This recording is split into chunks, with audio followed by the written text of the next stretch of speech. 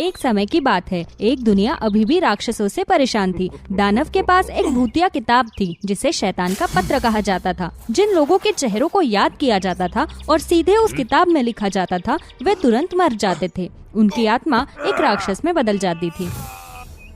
इस किताब के कारण नरक से राक्षसों को मानव संसार में अधिक से अधिक भीड़ में भेजा गया, जिससे लोग बहुत दुखी हो गए। एक दिन एक राक्षस को शैतान की किताब रखने वाले दानव ने एक लड़के का अपहरण करने का आदेश दिया। उसे पता नहीं था किस लिए था, लेकिन फिर भी उसने वो काम किया। क्या चल रहा है? उसने मुझे काम क्यों नहीं दिया? उस समय पास के गांव का एक प्रतिभाशाली जादूगर गलती से वहां से गुजर रहा था और उसने ये सब देख लिया। अरे राक्षस, तुम बच्चे को कहाँ ले जा रहे हो? इसे तुम सौंप दो, नहीं तो तुम्हारी जान चली जाएगी। उसके बाद जादूगर ने राक्षस को हराने और लड़के को सुरक्षित रूप से बचाने के लिए जादू का इस्तेमाल किया।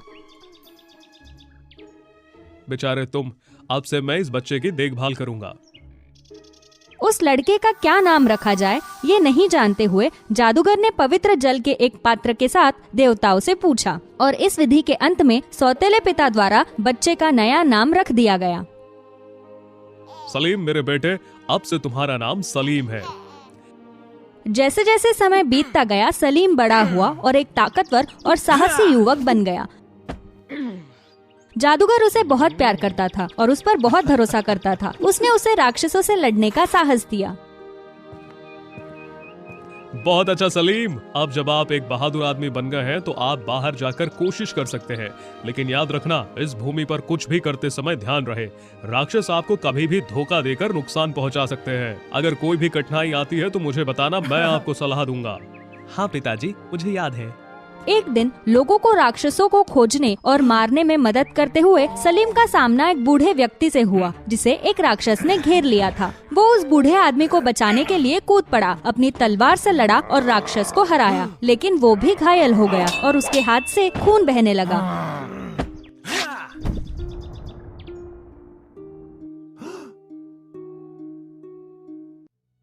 बूढ़ा आदमी चिंतित था। उसने सलीम के घाव पर पट्टी बांधने में उसकी मदद की। धन्यवाद लड़के, तुम बहुत बहादुर हो। मैं चाहता हूँ कि तुम मेरे अंग रक्षक बनो। मैं तुम्हें बहुत सारी दौलत दूंगा। तुम्हें कैसा लग रहा है? धन्यवाद। मैं भी कई जगहों पर जाना चाहता हूँ और अपना सर्वश्रेष्ठ प्रयास करना चाहता हूँ, लेकिन मेरे सौतेले पिता ने मुझे कुछ भी निर्णय लेने से पहले ध्यान से सोचने के लिए याद दिलाया था। मैं वापस जाना चाहता हूँ और पहले अपने पिता से सलाह लेना चाहता हूँ। आप खुद से निर्णय क्यों नहीं ले सकते? अगर आप हमेशा अपने पिता पर भरोसा करते रहेंगे तो आप कुछ नहीं कर पाएंगे। ऐसा नहीं है श्रीमान, ऐसा इसलिए क्योंकि मैं अपने सौतेले पिता का सम्मान करता हूँ, इसीलिए मैं उन्हें अपने फैसलों के बारे में बताना चाहता हूँ। उसके बाद मैं आपको उत्तर दूंगा। बूढ़ा आदमी नाराज लग रहा था। उसने सलीम को आश्चर्यचकित करते हुए एक रहस्यमयी नजर से एक पुरानी किताब निकाली। कृपया मुझे अपना नाम बताएं ताकि मैं इस किताब में दर्ज कर सकूं। ये याद रखने के लिए कि मैंने आपको काम पर रखा है। हाँ सर, मेरा नाम सलीम है। सलीम, सलीम क्या खूब नाम है। लेकिन अजीब बात थी, बूढ़ा आदमी सलीम को किसी चीज का इंतजार करते हुए घूरता रहा। उसे आश्चर्य हुआ। क्या आपने अभी तक मेरा नाम लिखना खत्म नहीं किया? हो गया। क्या ये सही है कि आपका नाम सलीम है? क्या ये नाम तब से है जब से आप पैदा हुए थे? सही, यही नाम है जिसे मेरे पिता ने मुझे छोटी उम्र से बुलाया। लेकिन श्रीमान, मेरे नाम में क्या गड़बड़ है? अरे नहीं, कुछ नहीं, कोई बात नहीं। जाओ और अपने पिता से पूछो। उनसे ये पूछना मत भूलना कि क्या उन्हें यकीन है कि आपका नाम सलीम है। हम कल फिर मिलेंगे।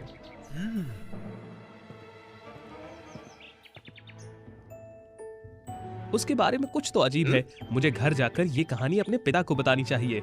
लेकिन जब वो घर लौटा तो जादूगर को देखकर अचानक सलीम ने खुद पर नियंत्रण खो दिया। पूरी तरह से अलग व्यक्ति बन गया। उसने अब अपने सौतेले पिता को नहीं पहचाना। सलीम, आपको क्या हुआ?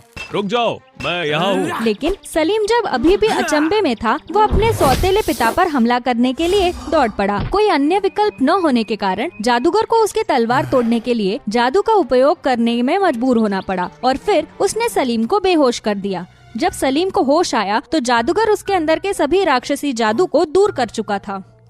मुझे माफ करें पिताजी, ऐसा लग रहा है कि मैंने अपना नियंत्रण खो दिया है। मुझे समझ में नहीं आता कि मैं ऐसा व्यवहार क्यों कर रहा हूँ। ये तुम्हारी गलती नहीं है, तुम सिर्फ एक राक्षस के वश में हो। बताओ आज आप किससे मिले थे, आपने क्या किया था, कुछ भी मत छुपाना। पिताजी, आज मैं जंगल में एक अजीब बूढ़े आदमी से मिला। उसके पास एक पुरानी किताब थी। पुरानी किताब? ये किस तरह का दिखता था, उसने क्या किया? सलीम ने फिर जंगल में उस अजीब बूढ़े आदमी से मिलने की कहानी सुनाई और उसकी पुरानी किताब के बारे में जादूगर को बताया। हे भगवान, वो शैतान की किताब है। वो बूढ़ा आदमी अवश्य दानव होगा जो किताब रखता है। वो किताब में आपका नाम लिखने के लिए आपके साथ छल करना चाहता है। तुम तुरंत मर जाओगे और तुम्हारी आत्मा एक राक्षस में बदल जाएगी। पिताजी, फिर मैं अभी तक जीवित क्यों हूँ? उसने उस किताब में मेरा नाम लिखा था। तुम भाग्यशाली हो बेटा, वो नाम सलीम तुम्हारा असली नाम नहीं है।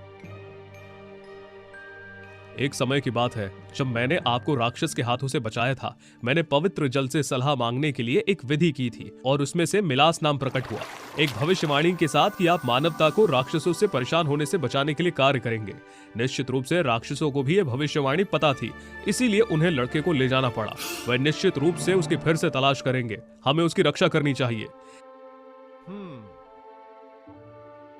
इसीलिए मैंने जानबूझकर गलत पढ़ा।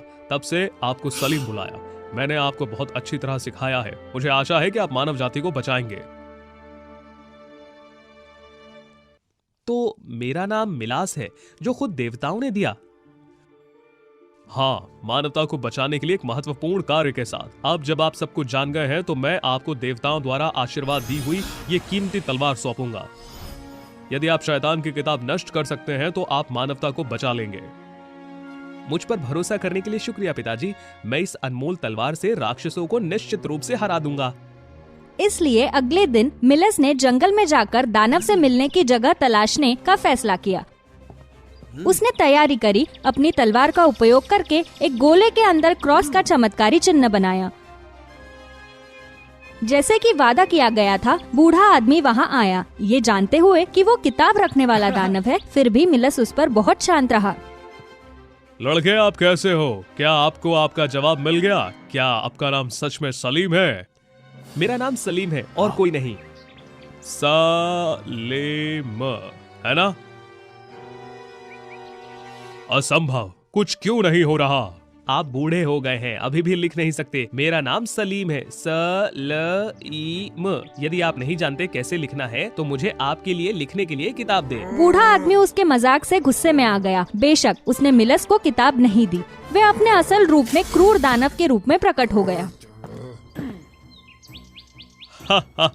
तुम लड़के, अगर मैं तुम्हारा असली नाम नहीं जानता तो भी मैं तुम्हें नष्ट कर सकता हूँ। मुझे पहले से ही पता था कि तुम एक दानव हो। अगर तुम सही हो तो मुझे नष्ट करने की कोशिश करो।